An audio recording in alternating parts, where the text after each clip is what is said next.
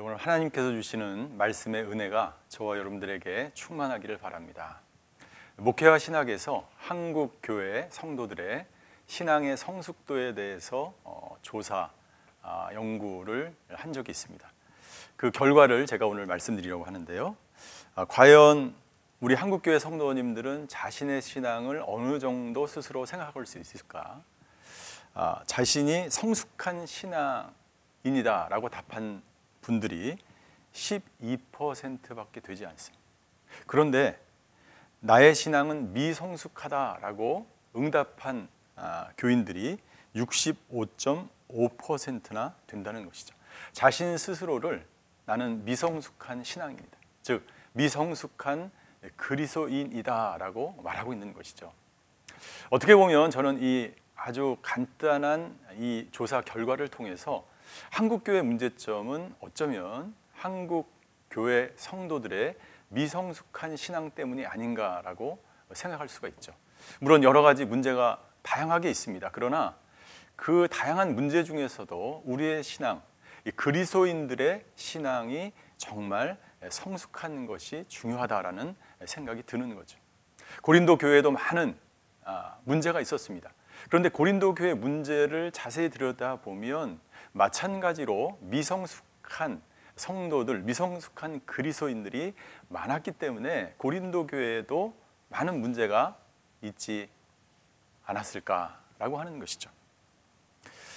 바울은 고린도 교회 성도들을 향하여 정말 성숙한 그리스도인으로서 우리가 살아가기 위한 그 근원, 내가 진정한 그리스도인으로, 참된 그리스도인으로 살아가기 위해서 어떤 자세로 이 땅 가운데서 살아가야 할지를 우리에게 권면하고 있습니다. 먼저 바울은요, 그리스도인은 누구인가를 우리에게 말해주고 있습니다. 우리 17절을 한번 같이 읽겠습니다. 17절입니다. 그러므로 누구든지 그리스도 안에 있으면 새로운 피조물입니다. 옛것은 지나갔으니 보십시오, 새 것이 됐습니다 라고 바울은 우리에게 말합니다. 자, 그리스도인은 누구입니까? 그리스도인은 새로운 피조물이다 라고 한마디로 정리할 수 있어요. 이 새로운 피조물은 다른 말로 이야기하면 이 피조물의 원어 뜻을 보면 창조물이다 라고 말할 수 있습니다. 즉 우리가 예수님을 만나서 새로운 창조가 우리 안에 나타나는 것입니다. 어떻게? 옛것이 사라지는 것이죠. 우리의 옛 성품, 옛 습관, 우리의 옛날 세상적으로 살아왔던 가치관, 세계관, 그 모든 것들은 사라지고 이제 그리스도인으로서 새로운 가치관과 세계관 속에서 살아가는 사람, 그 사람이 그리스도인이고 그 사람은 새로운 창조물이, 피조물이 되었고 그 사람은 어떤 사람이냐? 이제 그리스도 안에 있는 사람이다 라고 바울은 말하고 있죠. 그래서 17절 보시면 그리스도 안에 있으면 새로운 피조물, 창조물이다. 그 사람이 바로 그리스도인이다 라고 하는 것입니다. 이전에 우리는 세상 속에, 세상 안에 있었다면 이제 그리스도를 만나서 그리스도 안에 있는 사람이 되었다라고 하는 것이죠. 이 그리스도 안에 있는 피조물, 이 그리스도 안에 있다는 것은 두 가지 의미가 있죠. 첫 번째, 예수님을 믿음으로 우리는 그리스도 안에 있게 됩니다. 그래서 그리스도와 연합한 상태를 이루는 그 상태, 구원받은 그리스도인, 그것을 말하는 것이고, 두 번째 의미는 그 그리스도인으로서 날마다 그리스도 안에 연합한 삶을 살아가는 사람이라는 의미죠. 근데 문제는 무엇입니까? 우리가 그리스도인이 된 이후에 계속해서 그리스도인의 삶을 살아가지 않는 것이 문제죠. 그리스도 안에 내가 있게 되는 그 순간 우리는 구원을 받은 순간이죠. 구원을 받은 이후에 우리는 그리스도 안에 계속해서 머물러 주님과 동행하며 주님과 교제하며 주님 안에서 참다운 기쁨과 능력과 감사와 평강을 누리는 삶을 살아야 되는데 그런 삶을 우리의 일상 속에서 살아가지 못하기 때문에 그리스도인은 많지만 그리스도 안에 있는 그리스도인이 적기 때문에 고린도 교회, 한국 교회에 문제가 있는 것이죠. 그래서 바울은 자, 그렇다면 어떻게 지속적으로 그리스도인의 삶을, 그리스도 안에 있는 그리스도인의 삶, 구원만 받은 명목적인 썬데이 크리스찬이 아니라 정말 내 안에 예수님이 항상 살아계셔서 우리의 삶 속에서 그리스도가 살아 움직이는 그러한 진정한 그리스도인의 삶을 살아갈 수 있을까를 우리에게 권면해 주고 있는 것입니다. 특별히 바울 자신이 어떻게 이 세상 속에서 그리스도인으로 지속적으로 살아왔는지를 권면하고 있는 것입니다. 첫 번째, 바울은 어떻게 진정한 그리스도인으로 살아왔을까요? 첫 번째, 날마다 주님 앞에 있는 두려움, 주님에 대한 두려움을 잊어버리지 않았다는 거예요. 1절을 우리 오늘 저희가 읽은 본문 11절을 한번 같이 읽겠습니다. 11절. 그러므로 우리는 주께서 두려운 분이심을 알므로 사람들에게 권면합니다. 우리는 이미 하나님 앞에 드러나 있습니다. 나는 여러분의 양심에도 우리가 그렇게 드러나 있기를 바랍니다.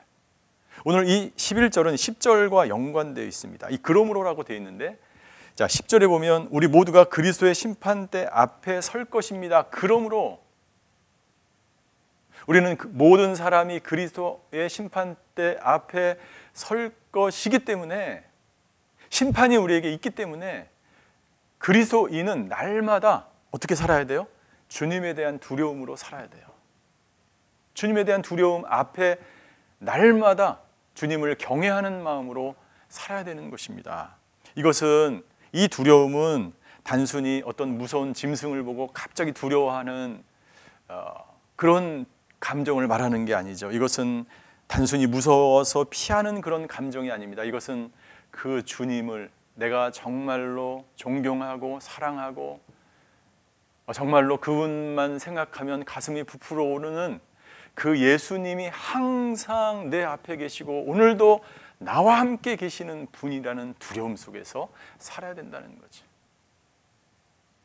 제가 오늘의 교회 처음 목회 생활을 시작할 때 하영조 목사님이 계셨어요. 하영조 목사님은 굉장히 모든 사람에게 존경을 받고 굉장히 유명하신 분이고, 그때 처음에 제가 전도사로 오늘의 교회 왔는데 하 목사님이 저 멀리 나타나는 거예요. 제 마음 가운데 경외심과 두려움과 존경심과 그 앞에서 겸손함과 낮아짐, 그런 마음이 있었다는 거죠. 여러분들, 우리가 정말 존경하는 사람 앞에서도 이런 두려움이 있었다면, 그 예수님이 지금 당신과 함께 오늘 하루를 동행한다면 이 바울이 경험했던 이 주님에 대한 두려움이 항상 저와 여러분들에게 있게 되는 것이죠. 그리고 바울은 말합니다. 이미 우리는 하나님 앞에 모두 드러난 존재라는 거예요. 예수님이 항상 앞에 계실 뿐만 아니라 여러분들, 우리의 생각, 우리의 말, 우리의 행동, 오늘 하루를 살아가는 그 모든 것이, 왜냐하면 예수님이 그 앞에 있기 때문에, 앞에 있는 것처럼 살아가기 때문에, 뿐만 아니라 모든 것을 다 아시는 그 하나님이 나의 모든 것을 알고 있기 때문에 우리는 항상 주님 앞에 두려움으로 살아가야 하는 것이죠. 그래서 바울은 지금까지 자신이 어떻게 주님 앞에 두려움으로 살아왔는지를 빌립보서 1장 20절에서 이렇게 이야기합니다. 제가 읽어드리겠습니다. 내가 간절히 기대하고 소망하는 것은 내가 어떤 일에도 부끄러워하지 않고 항상 그랬듯이 지금도 담대하게 원하는 것은 살든지 죽든지 내 몸을 통해서 그리스도가 위대하게 되시는 것입니다. 주님을 향한 경외함으로 살아갔던 바울, 나는 살든지 죽든지 어떤 상황 가운데서든지 하나님이 나를 아십니다. 바울의 한 가지 소망, 나를 통해서 오직 그리스도가 위대하게 되는 것, 이것이 바로 그리스도인의 삶인 거예요. 어떻게 이렇게 산다고요? 주님 앞에 서는 두려움으로 날마다 살아가는 거예요. 주님을 두려워함으로 살아가는 거예요. 그런데 그렇게 살지 않는 그리스도인이 있죠. 고린도 교회에 그런 사람들이 있습니다. 그리고 바울을 공격했던 사람들이 있었죠. 바울의 사도성을 부인하던 바울을 맹렬하게 공격하던 사람들, 그 사람들은 어떤 사람이에요? 12절 중간에 보니까 이는 마음으로 하지 않고 외모로 자랑하는 사람들, 진정한 그리스도인이 아니라는 거죠. 외모만 크리스찬, 명목적인 그리스도인, 그런 그리스도인으로 살아가지 말라라고 바울은 권면하고 있습니다. 그리고 사람들은, 바울을 공격했던 사람들은 바울이 미쳤다라고 이야기하면서 바울을 공격하기 시작했습니다. 여기에 대해서도 바울은 이렇게 13절에 권면합니다. 13절 같이 한번 읽겠습니다. 우리가 미쳤어도 하나님을 위한 것이요 정신이 온전해도 여러분을 위한 것입니다. 내가 미친 것은 하나님의 영광을 위한 것이다 라고 말하는 거예요. 자, 메시지 성경에서 고린도후서 5장 13절을 이렇게 풀어서 기록하고 있어요. 저희 굉장히 이 내용이 너무나 좋더라고요. 메시지 성경으로 제가 다시 한번 읽어드리겠습니다. 내가 미친 사람처럼 행동했다면 하나님을 위해서 그렇게 한 것이고, 내가 지나칠 정도로 신중하게 처신했다면 여러분을 위해서 그렇게 한 것입니다. 여러분들, 우리가 그리스도인으로서 어떻게 살아야 되는지 바울은 분명하게 말씀하고 있습니다. 우리는 하나님에게 미친 사람들이다. 내가 미쳐 있게 보이는 것은 내가 제대로 그리스도인이라는 것을 여러분에게 보여주는 것이다 라고 바울은 말하는 거예요. 여러분들, 우리는 둘 중에 하나입니다. 세상에 미치든지 하나님에게 미치든지 둘 중에 하나예요. 예수님에게 미치든지 아니면 당신이 좋아하는 그 어떤 물건, 대상, 그 세상에 있는 당신이 가장 값어치 있다고 생각하는 그것에 미치든지 둘 중에 하나예요. 여러분들, 예수님에게 미치는 사람은 절대로 세상에 미칠 수 없습니다. 세상에 미친 사람은 절대로 예수님에게 미칠 수가 없어요. 여기서 끝난 것이 아니라 바울은 어떻게 했어요? 자, 예수님에게 진정 미쳐서 그리스도인이라고 살아가는 그런 이야기를 듣는 사람들은 어떻게 했어요?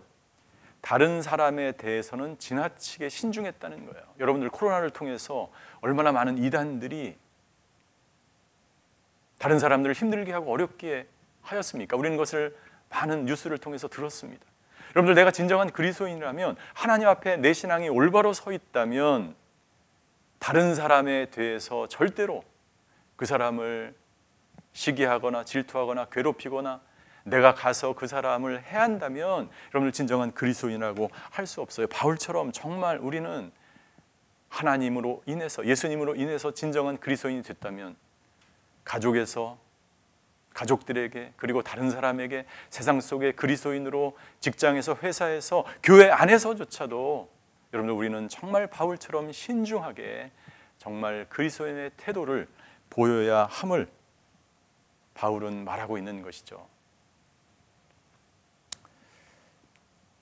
우리는 세상 사람들이 볼 때 마치 미친 것처럼 보이는 믿음을 가져야 합니다. 이단들처럼 행동하는 것이 아니에요. 그러나 저 사람은 정말 예수님 때문에 미쳤다라는 소리를 들어야 하는 것입니다. 저는 그런 사람을 한 분 알고 계십니다. 저희 공동체에서 후원하는 북아프리카에서 사역하시는 선교사님이 있어요. 이 선교사님은 이태석 봉사상을 받을 정도로 의사로서 굉장히 여러 가지 사역을 감당하며 훌륭하게 사역하고 계신 분이십니다. 이 선교사님은 코로나가 심각하게 그 아프리카 땅에, 그 나라에 번질 때에도 그 나라를 떠나지 않고 거기 남아있는 그 사람들을 위해서 의사로서 최선을 다해서 봉사하기 시작합니다. 그러던 어느 날 자신도 코로나에 걸렸어. 여러분들, 의사로서 모든 것을 포기하고 가장 가난한 나라에 가서 한국에서의 모든 안락함과 편안함과 모든 것을 버리고 가장 가난하고 가장 불모지, 복음의 불모지에 가서 복음을 증거하다가 코로나에 걸렸어. 여러분들, 세상 사람들이 보면 미친 사람이죠. 그러나 그 선교사님은 진정한 그리스도인이 무엇인지를 그 땅에서 보여주고 있는 것입니다. 그리고 그 선교사님을 후원하고 있는 우리 모든 공동체 성도들에게 한 명의 선교사이기 전에 한 명의 그리스도인으로서 어떻게 우리가 이 나라에서 살아가야 되는지를 보여주는 참 그리스도인의 모습이었다는 것이죠. 바울은 미친 사람처럼 복음을 증거했습니다. 바울이 그렇게 복음의 열정을 가지고 살아갈 수 있었던 것, 예수님을 경외하는 마음, 예수님 앞에 내가 지금 존재한다는 그것을 붙들고 그리스도인으로 살아갔다는 것이죠. 나는 저와 여러분들도 바울처럼 그렇게 날마다 주님에 대한 두려움과 경외심으로 하루하루를 살아가시는 참 그리스도인이 되시기를 주님의 이름으로 축원합니다. 두 번째, 바울은 어떤 그리스도인으로서 어떤 것을 붙들며 살아왔는가? 두 번째 14절입니다. 14절에 보시면 바울은 이렇게 권면합니다. 그리스도의 사랑이 우리를 간곤하십니다. 우리가 확신하건대 한 사람이 모든 사람을 대신해 죽었으니 모든 사람이 죽은 것입니다. 바울은 그리스도의 사랑에 붙들려서 살아간 그리스도인이었습니다. 바울의 마음 가운데 항상 떠나지 않았다는 것은 첫 번째는 주님에 대한 경외심이었고 주님에 대한 두려움이었고, 두 번째는 그리스도의 사랑에 붙들린 그런 사람이었어. 그런 항상 그리스도의 사랑에 붙들려 있었기 때문에 이 그리스도인이라고 하는 정체감 속에서 살아갈 수 있었다는 것이죠. 여기서 그리스도의 사랑이 우리를 간곤하다는 말의 뜻은 무엇입니까? 강하게 붙들리다는 거예요. 견고하게 지속적으로 붙들려 있다는 거예요. 바울이 그런 인생을 살았어요. 견고하게 지속적으로 강하게 그분의 사랑, 그 사랑에 붙들려서 그리스도인으로 살아갈 수 있었다는 거죠. 그런 사람들은 어떤 사람입니까? 그런 사람들은 15절입니다. 15절, 그분이 모든 사람을 대신해 죽으신 것은 산 사람들로 더 이상 자신을 위해 살지 않고 자신을 대신해 죽었다가 살아나신 그분을 위해 살게 하시려는 것입니다. 그 사랑을 경험한, 우리를 위해서 십자가에 돌아가신 그분, 나를 위해서 대신 돌아가신 그분의 사랑을 경험한 사람들은 이제 어떻게 살아갑니까? 나를 위해서 살지 않고 나를 위해서 죽으신 그분을 위해서 살아가는 인생이 되는 거예요. 바울이 그렇게 살았다는 거예요. 그 사람이 진정 그리스도인입니다. 가짜 그리스도인은 어떻게 삽니까? 은혜를 잊어버리는 거예요. 나를 위해서 죽은 그분이 계신데 그분의 사랑을 잊어버리는 거예요. 그분의 이 세상을 잊어버리면 어떻게 됩니까? 세상 속에 휩쓸려 살아갈 수밖에 없는 거죠. 자기의 욕심을 위해서 살아갈 수밖에 없는 거죠. 자기의 욕망과 욕심을 따라서 살아갈 수밖에 없는 거죠. 그러나 바울은 어떻게 살았습니까? 더 이상 자신을 위해 살지 않았습니다. 진정한 그리스도인은 더 이상 자신을 위해 살지 않는 거예요. 자신을 위해서 살아간다면 세상에 눈에 보이는 것, 명예, 지위, 돈, 권력, 이것을 쫓아서 살아가게 되면 진정한 그리스도인으로 살 수가 없는 것이죠. 실제로 있었던 일인데요. 1954년 일본에서 큰 태풍이 몰아닥쳤습니다. 한 배에 1000명이 넘는 사람들이 타고 있었는데 그 중에 한 명의 선교사, 리퍼라고 하는 선교사님도 그 배에 타고 있었어요. 막 풍랑이 일고 배끼리 충돌을 하고 그 상황 가운데서 배가 배끼리 충돌하면서 침몰해 가기 시작했어요. 사람들은 구명조끼를 입고 탈출하기 시작합니다. 배는 점점 가라앉습니다. 이 선교사님, 리퍼라고 하는 선교사님도 구명조끼를 입고 급하게 탈출하려고 하는데 한 소년이 구명조끼가 고장난 채로 구명조끼가 없이 물속에 배 안에서 빠져 죽어가는 것을 봅니다. 이 선교사님은 구명조끼를 벗어서 이 소녀에게 입혀줍니다. 빨리 이 배에서 탈출하라고. 그리고 그 순간 이 배는 쿵 소리와 함께 바다에 바로 침몰해버리고 이 소녀는 살아나서 생명을 얻게 되고 이 선교사님은 배와 함께 순교를 당하게 되죠. 그때 이 리퍼 선교사의 나이가 33살이었어요. 가장 꽃다운 나이. 예수님이 십자가에 돌아가셨던 그 나이에 자신의 사명을 감당하고 한 영혼을 구원하고 순교를 당하게 됩니다. 이 소녀는 살아나서 이 선교사님이 자기를 구했던, 생명을 줬던 이분이 선교사라는 걸 깨닫고 그때부터 예수님을 믿게 됩니다. 평생 예수님을 전하는 인생을 살아가게 됩니다. 그렇습니다. 여러분들, 우리가 예수님을 통해서 구원을 얻었다면 이제 나를 위해서 사는 것이 그리스도인이 아니에요. 그리스도인은 나를 위해 죽으신 그분을 위해서 살아가는 사람이 그리스도인입니다. 여러분들, 이제 내가 하고 싶은 것, 내가 원하는 것, 내 마음대로 살지 않고 예수님이 원하는 것, 예수님이 말씀하신 것, 예수님을 위해서 살아가는 참된 그리스도인이 되시기를 바랍니다. 마지막으로 세 번째, 바울은 화목하는 직분을 감당하는 그리스도인이었습니다. 하나님은 우리에게, 모든 그리스도인들에게 직분을 주셨어요. 그런데 공통적으로 주신 직분이 있는데 그것은 뭐냐면 화목해 하는 직분이에요. 18절을 한번 같이 보겠습니다. 18절, 모든 것은 하나님께로부터 왔습니다. 하나님은 그리스도를 통해서 우리를 그분과 화목하게 하시고 또한 우리에게 화목하게 하는 직분을 맡겨 주셨습니다. 인간의 힘으로는 죄 문제를 해결할 수 없어요. 그래서 예수님이 십자가에 돌아가셨고, 그 예수님이 돌아가신 것은 화목제물이 되셔서 돌아가신 것입니다.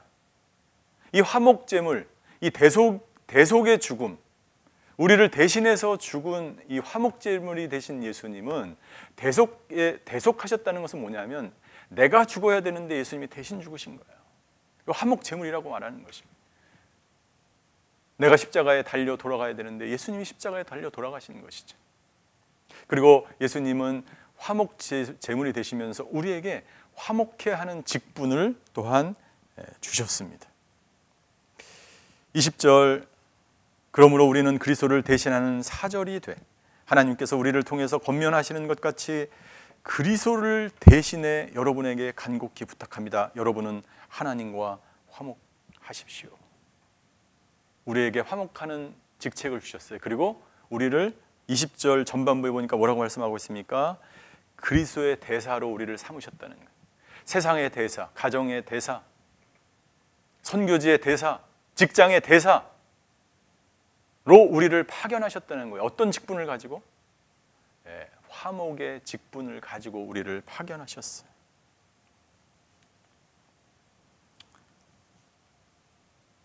저는 고등학교 때 미션스쿨에서 중창단을 했습니다.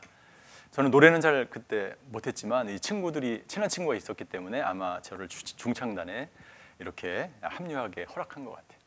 그래서 가을이 되면 옛날에는 이제 문학의 밤이라는 것을 굉장히 많이 했어요. 그래서 우리 중창단이 이 가을만 되면 문학의 밤에 막 불려다니면서 노래를 막 했죠. 그때 이제 가장 많이 유행하고 우리가 부른 노래가 뭐냐면 이 평화의 기도라고 하는, 주여 나를 평화의 도구로 써 주셔서라고 하는 이런 노래였어요. 제가 한번 이 가사를 읽어 드리겠습니다. 주여 나를 평화의 도구로 써 주소서. 미움이 있는 곳에 사랑을, 상처가 있는 곳에 용서를, 분열이 있는 곳에 일치를, 의욕이 있는 곳에 믿음을 심게 하소서. 위로받기보다는 위로하고, 이해받기보다는 이해하며, 사랑받기보다는 사랑하며 주님을 온전히 믿음으로 영생을 얻기 때문이니 주여 나를 평화의 도구로 써 주소서. 저는 이 찬양을 신나게 하며 돌아가면서 이 찬양이 교회 안에 이 문학의 밤에 쫙 울려 퍼지면서 노래를 부르면서 그 땅에 평화가 쫙 임하는 것 같았어요. 그런데 제가요, 쭉 살면서, 교회에서 쭉 생활하면서 교회의 분열과 다툼과 시기와 평화가 아니라, 화목이 아니라 정말 힘들고 어려운 그러한 교회들을 많이 보았습니다. 그런 그리스도인들을 많이 보았습니다. 여러분, 진정 하나님께서 우리에게 원하시는 것이 무엇일까요? 하나님은 20절 후반절에 우리에게 이렇게 권면합니다. 여러분, 하나님과 화목하십시오. 여러분, 우리 인생에 있어서 정말 근본적인 여러 가지 문제들을 많이 가지고 있습니다. 그 근본적인 이유가 무엇일까요? 어떻게 해결할 수 있을까요? 하나님과 화목하면 해결할 수 있습니다. 우리 교회에 많은 문제가 있습니다. 고린도 교회에 많은 문제가 있었습니다. 음행의 문제, 당파의 문제, 소송의 문제, 은사의 문제, 굉장히 많은 문제가 있었어요. 사실은 그 문제의 근원으로 들어가 보면 화목해 하는 그 직분을 감당하지 않았기 때문이고, 진정한 그리스도인으로 살아가는 사람이 없기 때문이에요. 교회의 문제는 하나님과 화목해야 한 그리스도인이 적기 때문입니다. 지금도 우리 모든 세상의 교회들이 수많은 문제를 가지고 있습니다. 교회 문제의 원인은 무엇입니까? 그리스도인은 많지만 진정한 그리스도인, 그리스도 안에 있는 그리스도인, 화목케 하는 직분을 감당하는 그리스도인이 없기 때문이 아닐까요? 바울은 우리에게 권면합니다. 어떻게 화목의 직분을 감당할 수 있을까요? 날마다 주님에 대한 두려움과 경외심을 가지고 살아가십시오. 그리고 날마다 그 그리스도의 사랑에 붙들려서 나를 위해서가 아니라 주님을 위해서 주님께 우리의 모든 시선을 고정한다면 우리는 하나님 원하시는, 주님이 원하시는 화목의 직분을 감당하며 이 세상에서 살아가게 될 줄 믿습니다. 함께 기도하시겠습니다.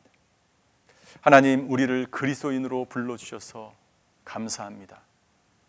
오늘 바울이 우리에게 권면한 것처럼 먼저 하나님과 화목하는 저희들 되게 하여 주시옵소서.